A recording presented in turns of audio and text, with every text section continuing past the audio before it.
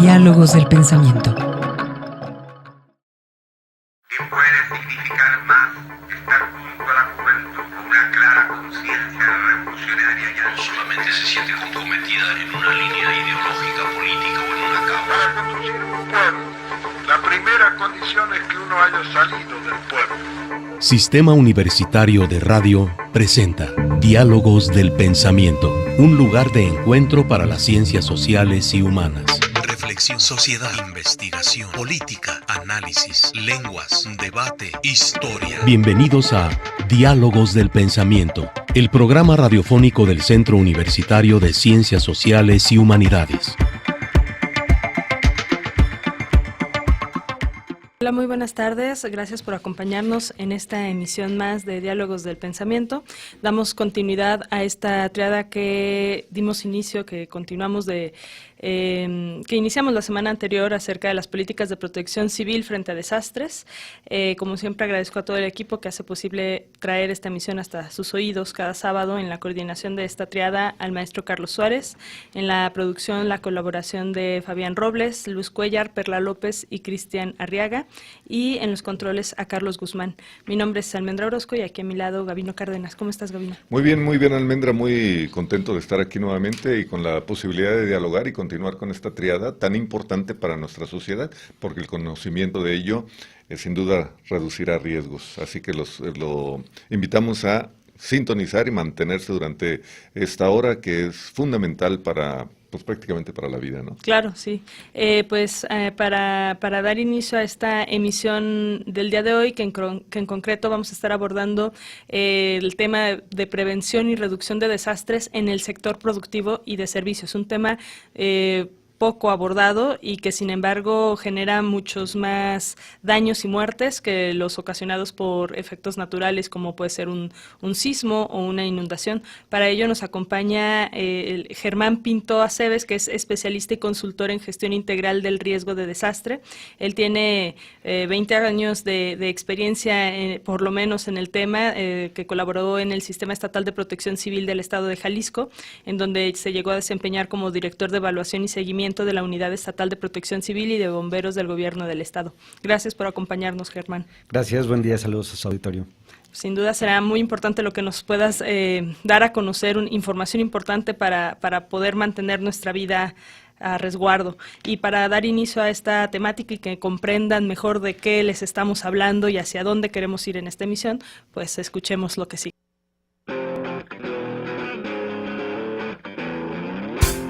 Ideograma. En el sinuoso camino que la humanidad emprendió hacia la modernidad y el desarrollo, el medio ambiente, el futuro del planeta y todas sus especies han pagado con frecuencia un gran coste.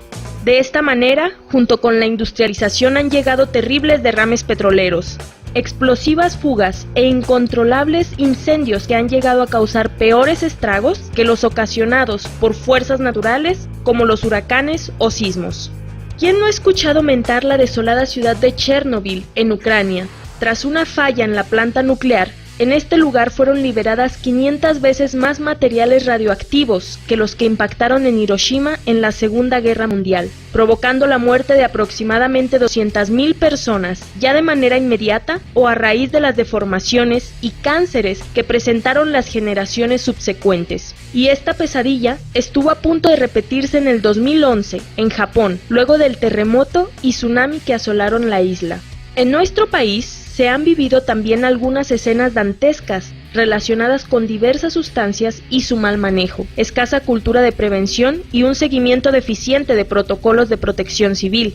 La minería es una de las actividades que mayor impacto ha supuesto para la vida de humanos, animales y plantas, siendo además una de las que presenta más incidentes. Por otra parte, algunas de las tragedias más dolorosas que se recuerdan, como la de San Juan Ixhuatepec o el 22 de abril en Guadalajara, han estado relacionadas con la fuga de hidrocarburos. En casos como estos, ¿cuál es el papel que juega al interior de las empresas un programa de protección civil? ¿De qué orden pueden ser las posibles repercusiones de no contar con uno? ¿Cómo prepararse para actuar frente a emergencias de esta naturaleza?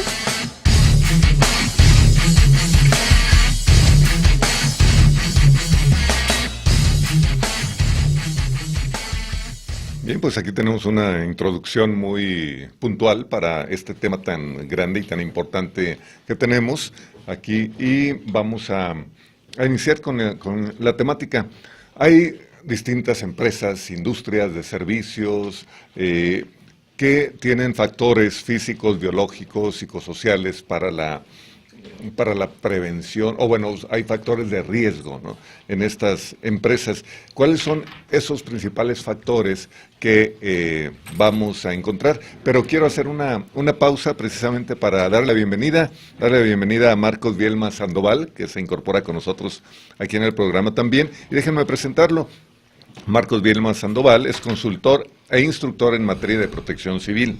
Se ha especializado en la elaboración de estudios generales de riesgos y programas internos de protección civil, capacitación en prevención, control y combate de incendios, primeros auxilios, evacuación, búsqueda y rescate, así como materiales peligrosos, equipos contra incendios, asesoría en seguridad, higiene laboral, protección civil y medio ambiente. Bienvenido. Buenas Marcos. tardes.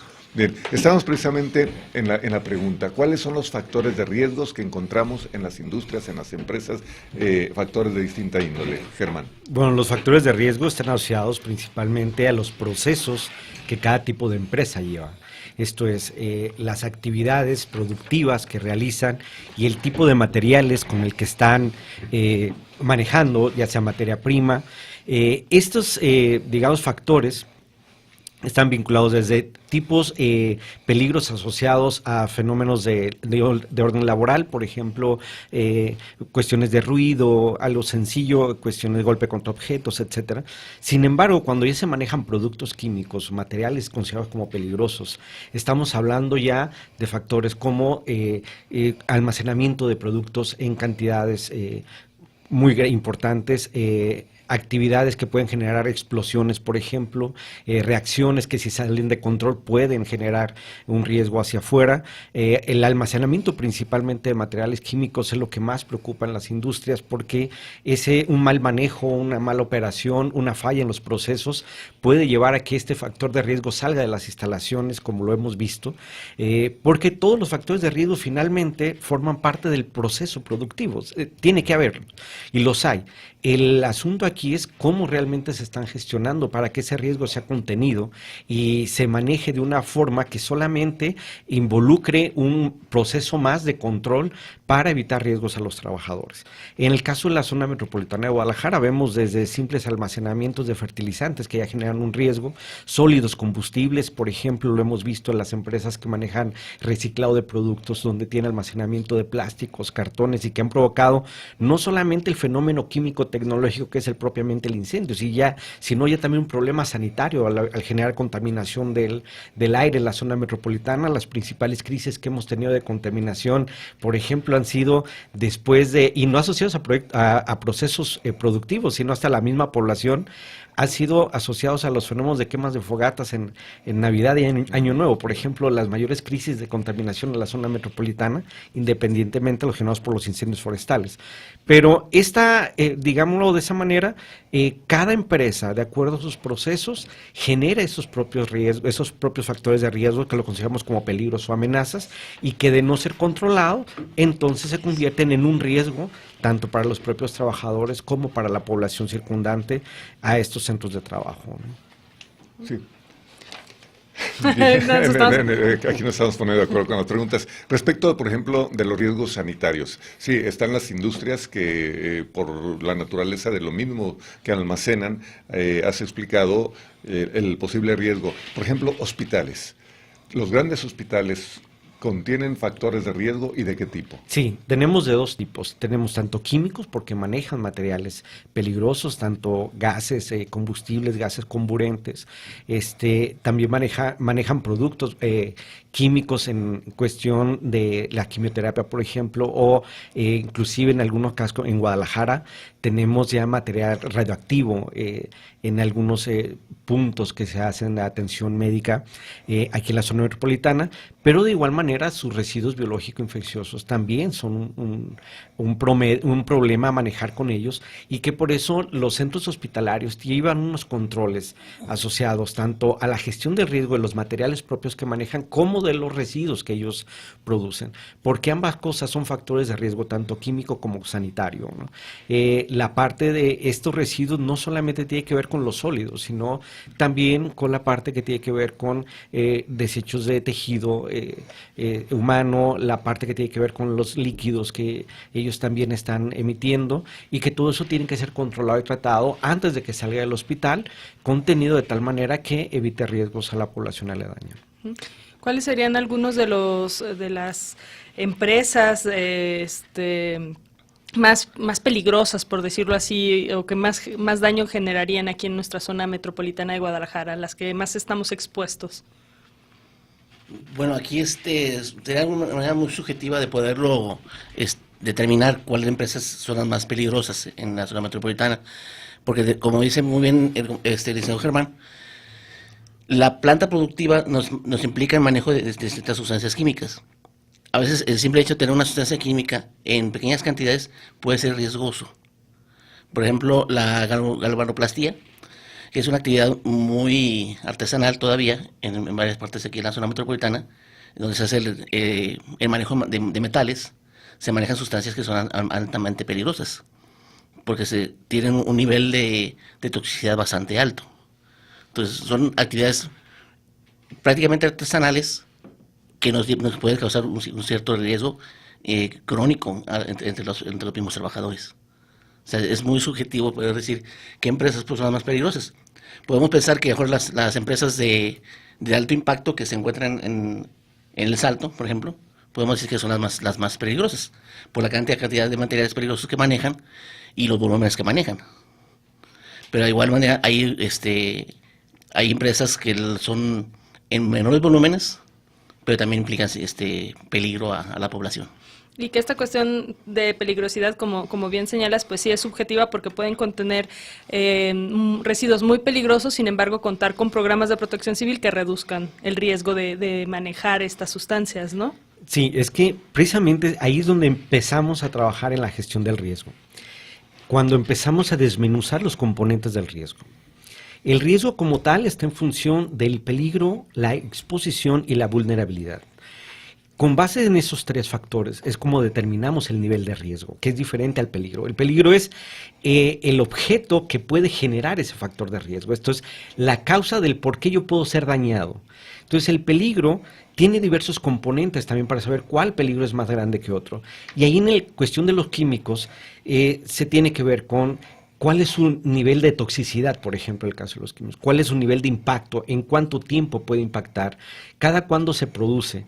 Esas características propias hacen que estos dos peligros, que pueden ser iguales aparentemente por tamaño, por sus características propias, uno sea más peligroso que otro. Entonces, cuando el peligro se le convierte desde una parte metodológica, desde su sentido subjetivo, a una parte objetiva, y se le coloca ya un número, se le coloca un nivel, entonces ya podemos mezclarlo con los otros dos componentes que tiene que ver lo que está expuesto y qué tan vulnerable es lo que está expuesto a ese peligro. Y con eso sabemos si hay riesgo o no para algo. Porque puede existir el peligro y está aislado.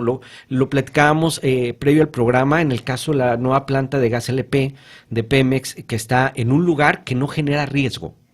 Es un peligro, sí, porque está ahí, almacena gas LP, es una estructura, pero no hay alrededor de ello ya entes expuestos propiamente, en el caso de la población, entes expuestos a la característica de ese peligro, a diferencia de cómo estaba aquí en San Juan de Ocotán, por ejemplo. Ahí lo que hicimos fue ese mismo peligro, con esas mismas características, trasladarlo a un lugar donde la exposición y la vulnerabilidad fueran diferentes y automáticamente quitábamos el riesgo. Eso es gestionar el riesgo. Que el peligro como tal, como parte de los procesos que platicamos al inicio, ese va a existir porque son factores propiamente de los sectores industriales que tienen que convivir con una sociedad moderna que genera centros de trabajo y que tiene necesidades de transporte, de movilidad, de servicios, de insumos, y que existen factores de riesgo. Pero lo importante es que estos factores de peligro no se conviertan en situaciones de riesgo. al poder manejarlos. Y en ello conlleva que los peligros, desde el tipo que sean, del nivel que sean, tienen que tener una metodología y un proceso adecuado a ese peligro para gestionarlo de tal manera que no represente riesgos hacia el exterior. Y como tal, al momento de ser un factor de riesgo al interior, se convierte en riesgo laboral. Y ahí es donde también tiene obligaciones la empresa para evitar que haya riesgos laborales, que es a lo interior, a los propios trabajadores. Pues sobre justamente esta obligación de las empresas nos interesará conocer más a qué están obligados y qué es lo que realmente hacen algunos. Después del bloque, después de este corte en el siguiente bloque, esperamos nos puedan comentar más nuestros invitados, Germán Pinto y Marcos Bielma. Quédense con nosotros. Les recordamos que están abiertos nuestros teléfonos para que se pongan en contacto con nosotros al 31 34 22 22, extensiones de la 12-801 a la 12-803.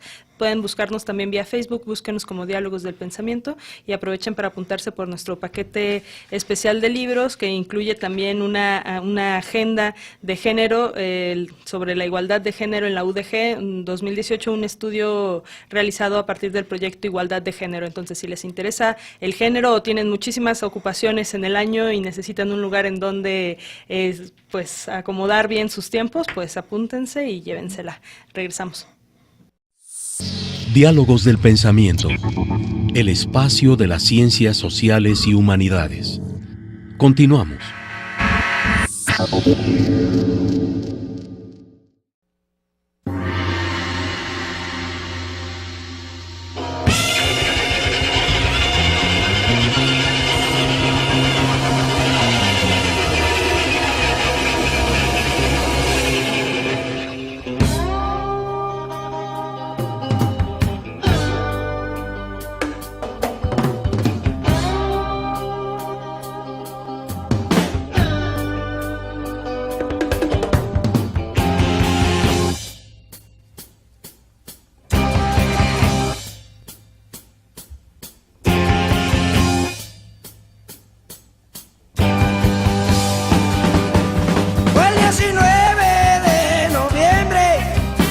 empezaba a amanecer, se escuchó un fuerte estallido que hizo la tierra estremecer. Una explosión de gas hizo cimbrar el norte de la ciudad. Miles de niños y familias se quedaron sin hogar. Algunos apenas se iban yendo a trabajar, otros todavía estaban durmiendo y no sintieron nada. Y sin verla ni temerla, dejaron de existir. Es que cuando uno le toca, ¿qué le vamos a hacer? Todos los cuerpos calcinados, imposibles de reconocer. Todas las casas derribadas, las tuvieron que demoler. En nuestras mentes ese día nunca se va a poder borrar, cuando una fuerte explosión de gas hizo cimbrar el norte de la ciudad.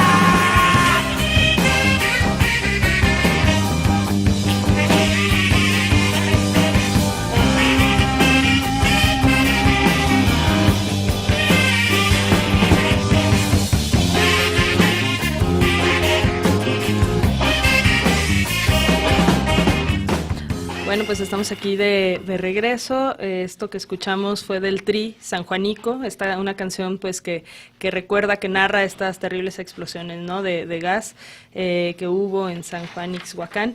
Y bueno, pues estamos aquí platicando con Germán Pinto y Marcos Bielma acerca precisamente de este tipo de riesgos que surgen de los sectores productivos y de servicios. Sí, ahora bien, se habla de 3 factores de riesgo, ¿no? Lo que es el peligro, lo que es la exposición y la vulnerabilidad. Sí, los componentes. ¿Qué relación, los componentes del riesgo? ¿Qué relación existe entre la densidad poblacional, por ejemplo, respecto de estos 3 componentes? Específicamente, yo me pongo a pensar en 2 puntos.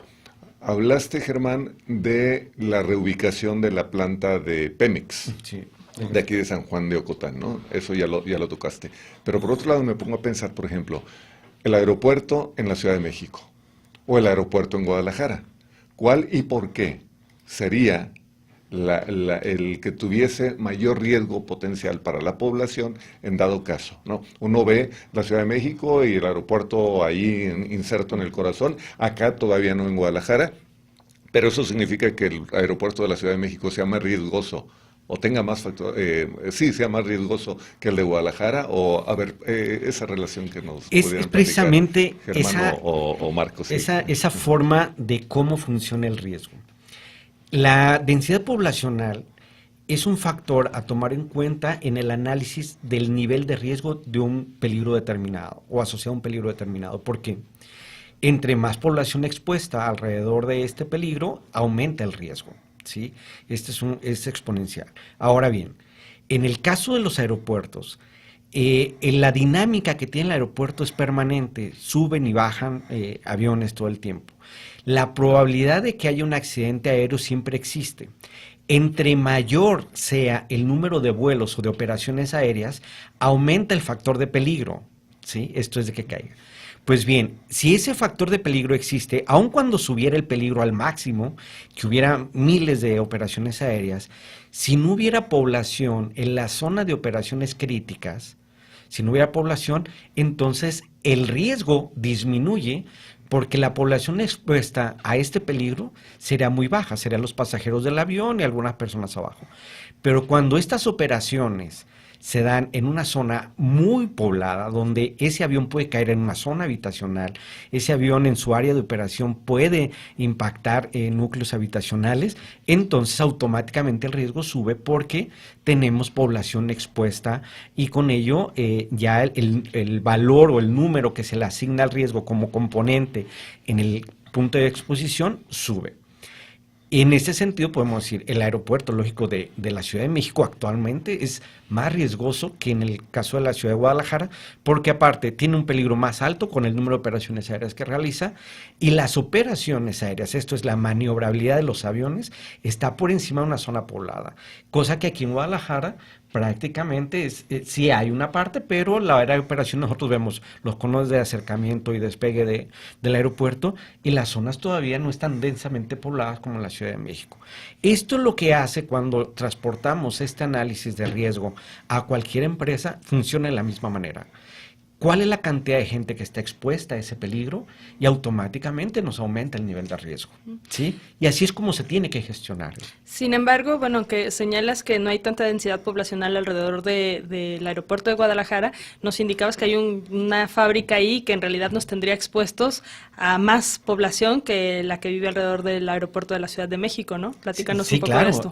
Bueno, lo podemos ver en la información de los atlas de riesgo de los municipios y el Estado.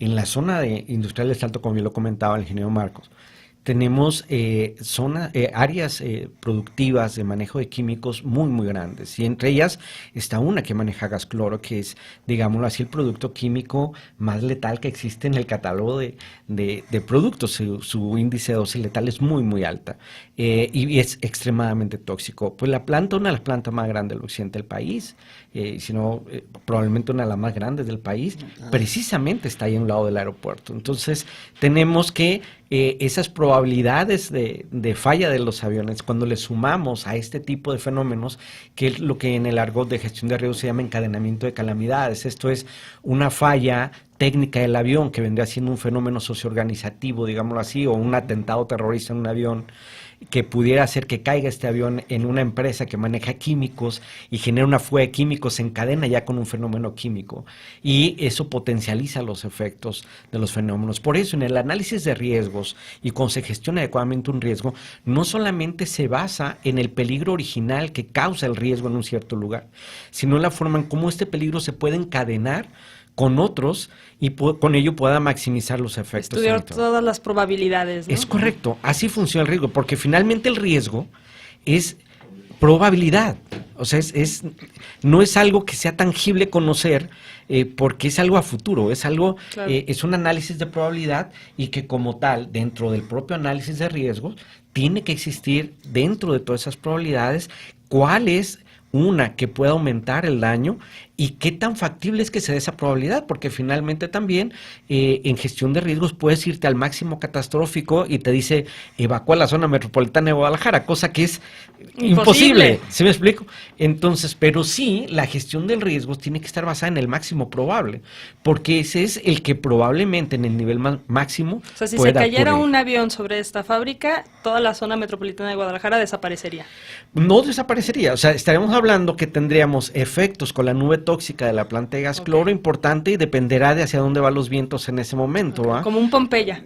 Estaremos hablando como en el caso de Bhopal en la India, por ejemplo, donde un producto químico sale de la planta y dependiendo de las características topográficas, las características del viento, que es como empuja la pluma, pues llevaría estos químicos a un sector de la zona metropolitana de Guadalajara de manera muy importante. Sí, es que los vientos estarían para acá, que esperemos que no suceda eso. Sí, que afortunadamente en esta situación, como bien dice Germán, la densidad demográfica es también la que nos afecta en gran medida respecto a la exposición. Si sabemos, como bien podemos verlo, en la zona industrial del Salto, las empresas de alto riesgo todavía no están circundadas por casas habitación. Sí hubo cierto problema con algún fraccionamiento ahí en el Salto. Así es. En el que creó una controversia entre el municipio y los industriales del Salto, porque estaban vulnerando sus áreas de resguardo. O sea, ellos tenían conocimiento hasta que cierto peligro que se pueda presentar tiene un radio de afectación. Entonces, como bien dice Germán, el máximo probable, ellos ya lo tienen determinado. Entonces, esa situación es la que tienen que estarse vigilando, se tienen que estar gestionando. Pues hacemos de una vez nuestro siguiente corte porque sí. Acá en producción Fabián ya me está viendo feo. Vamos a escuchar una producción al regresar y además les recordamos que están nuestros teléfonos por ahí. Luz, Perla y Cristian tienen muchas ganas de platicar con ustedes y que les cuenten si ustedes están cerca de alguna fábrica, de alguna zona que consideren de riesgo, qué es lo que han visto, si han detectado ciertos olores como aquello que pasó el 22 de abril, ¿no? Con este olor de gasolina. Y bueno, vamos a hablar sobre otros riesgos también que se viven en algunos otros sectores. Entonces, quédense con nosotros. Nuestro teléfono es 31 34 22 22, extensiones de la 12801 a la 12803. Regresamos. Diálogos del Pensamiento, el espacio de las ciencias sociales y humanidades. Continuamos.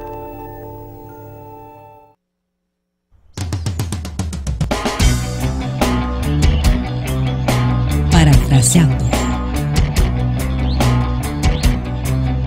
De acuerdo con datos del Instituto Mexicano del Seguro Social, IMSS, en nuestro país ocurren anualmente más de 550,000 accidentes laborales, lo que supone 63 percances cada hora. El año pasado hubo 1,408 defunciones por riesgo de trabajo y 27,000 personas perdieron una parte de su cuerpo. Aunque se considera que existe un subregistro del 40% en accidentes y del 90% de las enfermedades, más los ocultados por los empresarios, que especialistas señalan son de 65% a nivel nacional. Y esto sin contar con el hecho de que 6 de cada 10 mexicanos, cerca de 30 millones de personas, tienen empleos informales, lo cual supone que no cuentan con seguridad social para su atención médica o indemnización en caso de accidente. Las consecuencias de un incidente laboral pueden ser diversas e ir desde la depresión hasta lesiones permanentes e incluso la muerte. Los trabajadores de la construcción configuran uno de los sectores laborales más vulnerables, con condiciones de trabajo riesgosas. Es la profesión con más incidentes registrados, superando los 37,000 casos anuales, y con los accidentes más severos.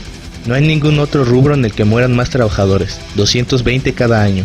Pese de la existencia de una ley federal del trabajo que señala que el patrón tiene la obligación de velar por la salud de sus trabajadores y garantizar las condiciones de trabajo adecuadas, a lo que se suman inspectores insuficientes y una alta presencia de corrupción y sobornos.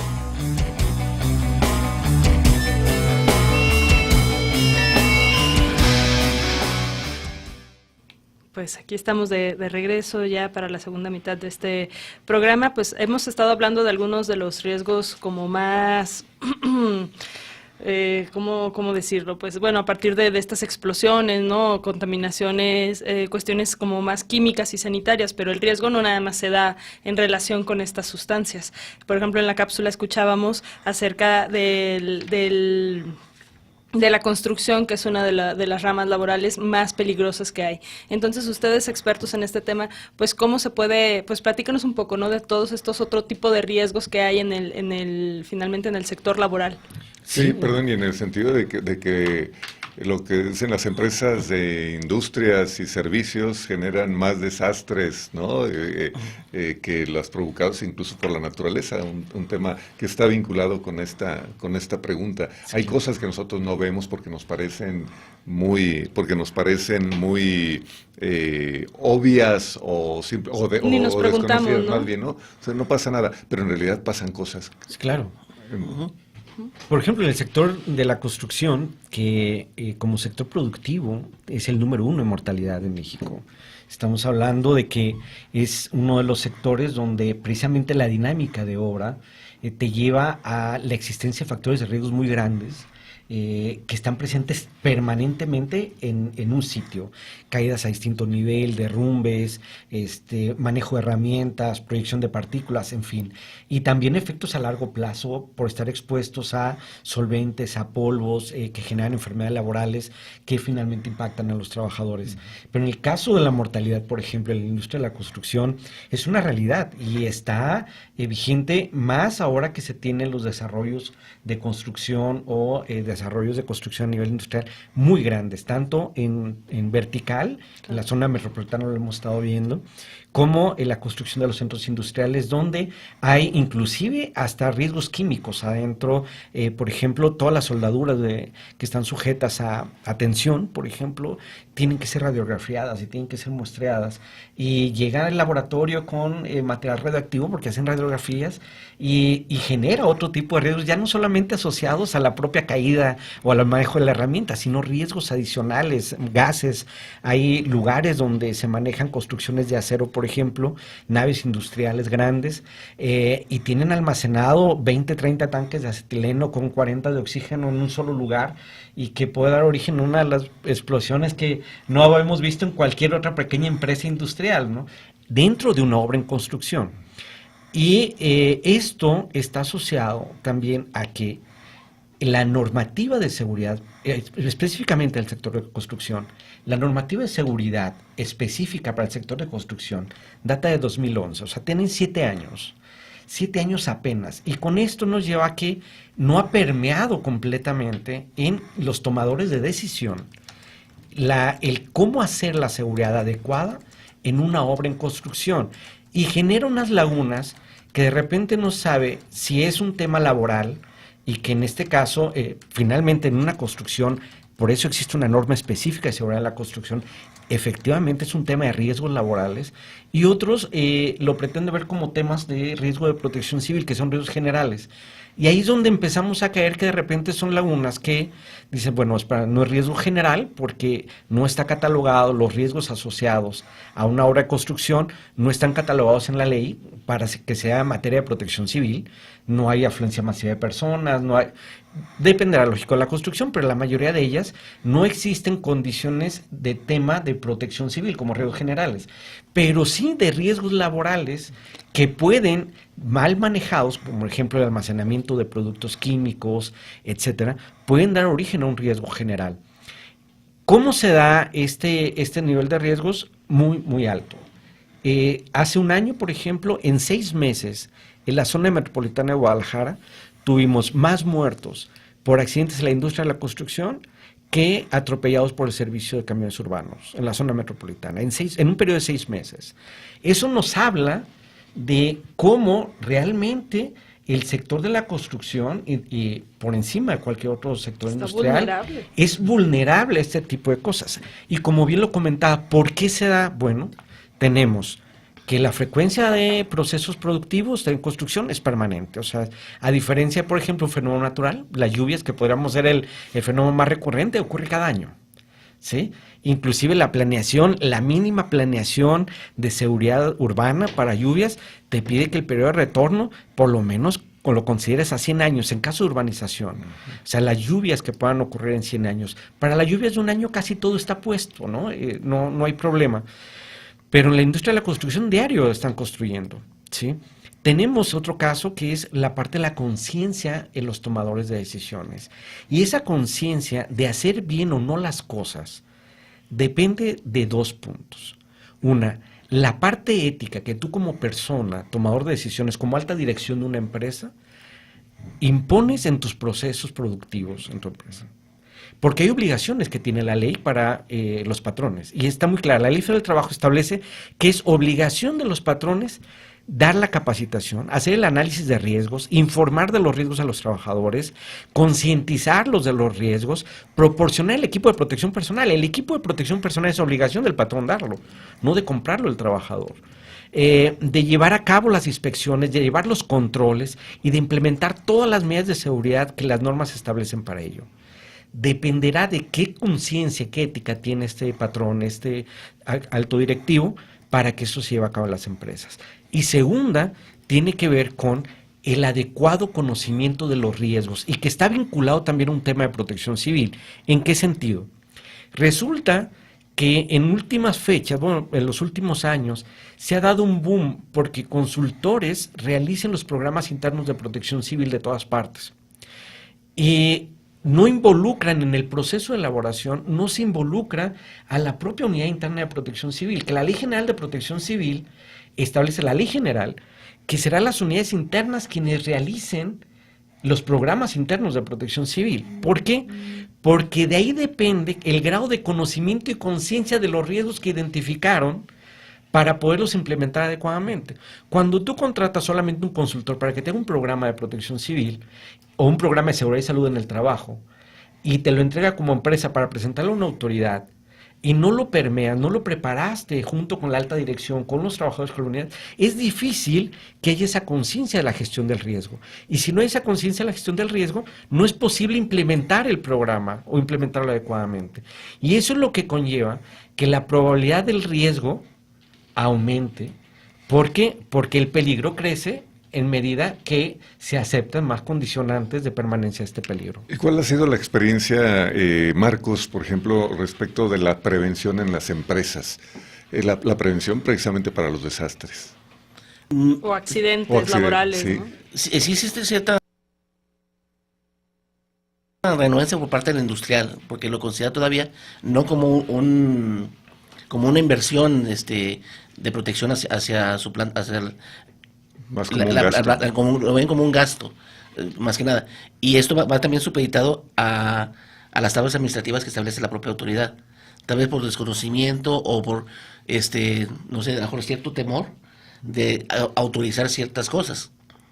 Pero como bien dice Germán, el hecho de que el consultor a veces se le atañe toda la responsabilidad en implementar un programa interno de protección civil que lo tiene que elaborar en conjunto con la unidad interna, porque todo se tiene que permear hacia ellos, que tengan la conciencia, el conocimiento de cuáles son los peligros a los que van a estar expuestos. Estamos entendiendo, perdón, que la unidad interna es de la misma empresa. De la misma empresa. Sí. Sí, la unidad interna es de los mismos de la planta laboral, que tienen que estar implicados directamente también los directivos, porque se tiene que tener implicada a la directiva en la unidad interna. Entonces, eso nos genera un cierto roce entre los tiempos que tienen que desviar los patrones de sus trabajadores para capacitación, implementaciones y demás, que no tienen en cierta manera nada que ver con la producción de la empresa. Entonces, ese es los problemas de tiempos, las cuestiones de trámites ante la autoridad, que a veces se hacen engorrosos, se burocratizan, y lo ven más que nada así como un mero requisito. Hay muchos documentos preventivos de prevención de emergencias, manuales de procedimientos, que solamente pasan por el visto bueno de la autoridad y se archivan. Entonces no existe la continuidad por parte del mismo empresario para estar gestionando todos esos instrumentos preventivos para mitigar los peligros y los riesgos que se generan en la planta. Y por ejemplo, mira, en el caso de lo que comentaba Marco, el costo en cuestión de construcción, de un proyecto de construcción, el costo de la seguridad es del 0.3% del costo del proyecto. Ese es el monto de inversión. ¿Cuánto tienes de utilidad como empresario? Si tú de tu utilidad invirtieras lo que te corresponde como responsabilidad patronal, ¿sí? O sea, estamos hablando que ordinariamente el 0.3% es realmente nada. La prevención siempre es más económica que Es la correcto. corrección, ¿no? Sí. Ujú.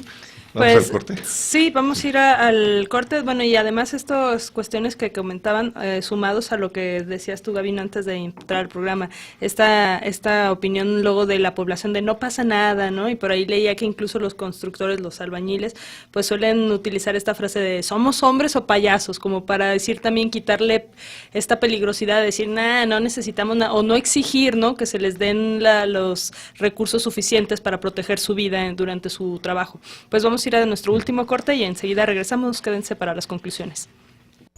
Diálogos del Pensamiento, el espacio de las ciencias sociales y humanidades. Continuamos. Bueno, ya estamos aquí para las conclusiones y pues nos queda muchísimo que preguntar todavía, ¿no, Gabino? Tenemos otro programa más, pero... Exacto, pero aquí con nuestros Sí. invitados pues nos quedan nada más unos minutos para aprovecharles. Entonces, pues a ver, pues después de todo lo que nos han dicho, preguntarles. Todas las empresas, sector privado, instituciones, desde escuelas, hospitales, todos están obligados a contar con una unidad de protección civil. Así es. ¿Cuántas lo tienen realmente y cómo están operando? Ese es el problema principalmente. No podemos tener conciencia de cuál es el número de unidades internas que están realmente funcionando. Porque como debe haber una continuidad de capacitaciones, de todas las actividades que se hacen de manera anual, podemos decir que una unidad funcionó un año y no tenemos garantía de que el siguiente año siga funcionando. Entonces, los tres sectores están obligados a implementar sus unidades internas en cada uno de sus inmuebles. Tanto el sector privado como el público, como el social. Los tres sectores están obligados en que cada inmueble que ocupen tiene que tener su unidad interna. Pero no podemos tener una conciencia cierta de que a lo mejor solamente está una unidad interna a nivel matriz. O sea, que cabeza a toda una dependencia. Cuando todos los inmuebles que puede estar ocupando la dependencia, 1, 2 o 3 tengan unidad interna y los otros no.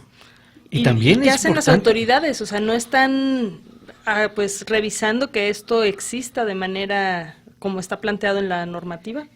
Mira, la autoridad como tal, lo hemos visto, llevan un papel muy importante en las empresas que tienen la obligación principal de presentarlo a la autoridad. La Ley General de Protección Civil establece que aquellas que manejen materiales peligrosos o realicen actividades consideradas como peligrosas deben entregar este programa a la autoridad para su revisión. Todos los demás prácticamente están obligados por la ley para hacerlo, se los pida o no la autoridad, tiene que hacerlo. Pero ahora bien, no solamente es quiénes lo tienen, qué también está operando esa unidad, qué también está el programa de protección civil que han elaborado, el programa de seguridad y salud de la empresa, porque es realmente preocupante lo que hemos estado viendo en algunos lugares. Lo acabamos de vivir hace unos días con simulacros de muchas empresas e instituciones, donde observábamos que todo el mundo evacuaba como si fuera un incendio. Esto es, los tiempos que manejan en un incendio, no en un sismo. La hipótesis de sismo que se estaba manejando era un sismo aquí prácticamente a unos kilómetros de la zona metropolitana, donde la realidad técnica, digamos así, del funcionamiento del peligro es que vas a tener no más de 30 segundos para poder evacuar. Entonces, cuando observamos que este tipo de prácticas, que los simulacros lo que llevan, lo que tiene el objetivo es poner en contexto de análisis lo planeado para ver si funciona y si no hacer las mejoras. Cuando vemos que todo esto se lleva de una manera tan relajada, esto es, no se le da la importancia que tiene un simulacro, que es poner a prueba lo planeado y generar un hábito de respuesta en las personas. Lo vimos en la Ciudad de México en el sismo del 19 de septiembre. No olvidemos que ellos habían hecho un macrosimulacro 2 horas antes y aún así hubo muertos. Y cuando se analiza el por qué la gente no evacuó, por qué la gente no salió, muchos nos dimos cuenta de que era porque la evacuación que habían estado haciendo y que hicieron 2 horas atrás no estaba bien hecha. O sea, no estaba basada en el funcionamiento real del peligro. Entonces, el reto de la protección civil, de la gestión de riesgos, no solamente en materia de protección civil, sino también laborales, está en que los involucrados realmente conozcan cómo funcionan los peligros, realmente analicen los riesgos y con base en ello genera la planeación adecuada. De lo contrario, los planes que se hagan no funcionan. Si tú evacúas un edificio público en 2 minutos y medio, al momento que ocurre el sismo, va a haber muchísimos muertos. ¿Por qué? Porque finalmente el sismo los va a agarrar en la evacuación en zonas de el peor nivel de riesgo. ¿Sí me explico? En lugar de llevarlos a la zona de menor riesgo, por eso ya en la señalética de protección civil ya no existe la señal de zona de seguridad, existen solamente zonas de menor riesgo y punto de reunión, y el punto de reunión es cuando después del sismo te vas de esta zona de menor riesgo al punto de reunión, que puede estar hasta 2, 3 cuadras de distancia si es necesario. Te das cuenta de que entonces el plan que has estado manejando no es adecuado al fenómeno. Y eso ocurre porque hay una desvinculación completa de la planeación de esos programas, el sustento técnico-científico del programa, que tiene que ver con el funcionamiento propio del fenómeno al que estás expuesto, y con ello la capacitación propia de quienes tienen que ejecutar ese programa. Pero más preocupante también es que muchos de estos programas pasaron por la evaluación de autoridades. Entonces, la necesidad de la preparación técnica, de la profesionalización del personal responsable de evaluar este tipo de programas para instalaciones críticas, edificios públicos, escuelas, hospitales, lugares que tienen que ver con la dinámica social post-desastre, y la capacitación técnica de los responsables de las unidades internas de protección civil o de los programas de seguridad y salud de los centros de trabajo, que vendrían siendo las comisiones de seguridad y higiene, que también en todos los centros laborales se tienen que integrar por ley. Esto es el reto que se tiene actualmente. De lo contrario, siempre quedaremos cortos en esa planificación estratégica. Y por ende, la conciencia que se requiere para tomar las decisiones adecuadas no está presente por una falta de capacitación y de conocimiento del riesgo. Muy bien, pues ¿alguna última reflexión, Marcos, para despedirnos? Bueno, la reflexión que nos podría quedar es que todavía estamos empezando en la cuestión de la materia de protección civil.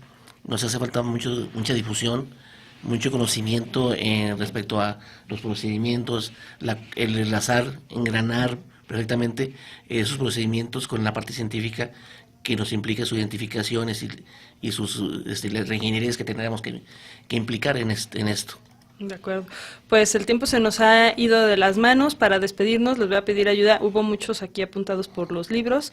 Que me ayuden a seleccionar un número del 1 al 26, a ver quién se lleva este paquete de libros. El 14. No se marca.